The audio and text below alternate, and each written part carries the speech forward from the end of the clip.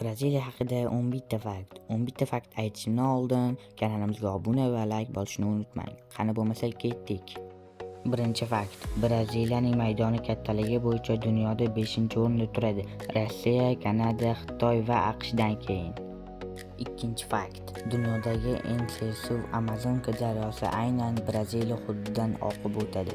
Uchinchi fakt. Dunyodagi eng katta tropik o'rmonlar Amazoniya o'rmonlarining 60% qismi Braziliya hissasiga to'g'ri keladi. To'rtinchi fakt. Braziliya Janubiy Amerikaning deyarli barcha davlatlari bilan chegaraga ega emas. Beshinchi fakt. Bu mamlakat hayvonlar va o'simliklar turining ko'pligi bo'yicha dunyoda birinchi o'rinlardan egallagan. 6-fakt. Braziliya Janubiy Amerikadagi davlatlar o'rtasida rasmiy tili Portugal tili bo'lgan yagona mamlakat. 7-fakt. Har yil o'tkaziladigan Rio de Janeiro karnavali dunyodagi eng yirik ko'cha bayrami hisoblanadi. 8-fakt. Braziliya futbol bo'yicha 5 karra jahon chempioni bo'lgan yagona davlat.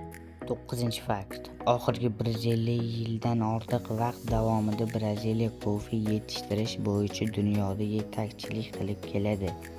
10-fakt. Rio de Janeironi ko'pchilik buni poytaxt deb o'ylaydi, ammo u 1960 yilgacha poytaxt bo'lgan.